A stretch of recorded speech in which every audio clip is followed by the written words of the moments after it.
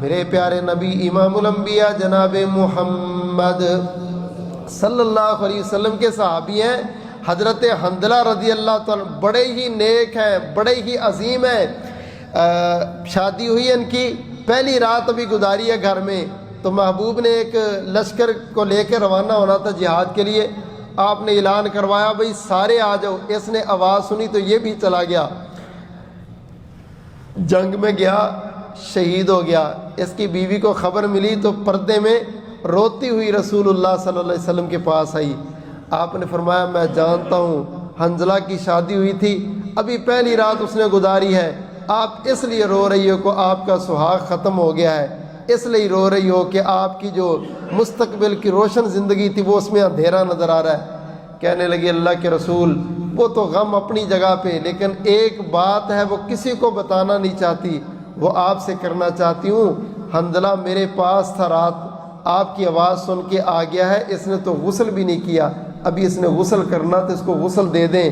شہداء کو غسل نہیں دیتے مگر حنظلہ کو ضرور غسل دے دینا۔ رسول کریم صلی اللہ علیہ وسلم فرما رہے ہیں کہ میں بھی پریشان تھا کہ جیسے ہی حنظلہ کی جان نکلی ہے آسمان سے فرشتے حنظلہ کو اٹھا کے غسل دے رہے تھے، شہیدوں کو غسل نہیں دیا جاتا، اور میں دیکھ رہا تھا کہ آسمان سے آ کے فرشتے اس کو غسل دے رہے۔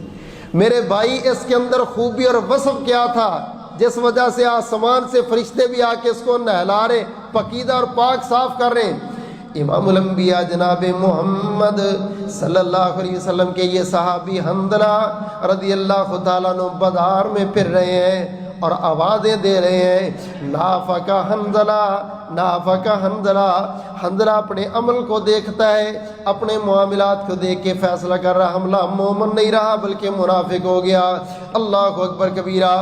ابو بکر صدیق رضی اللہ تعالیٰ عنہ نے دیکھا، اس کے بازو سے پکڑا، اوے اللہ کے نبی تو نبی کا صحابی ہے، اللہ کے بندے یہ کیا جملے کہتا پھرتا ہے، تو منافق نہیں تو مومن ہے، پیارے نبی نے جنت کی بشارتیں تجھے دی ہیں۔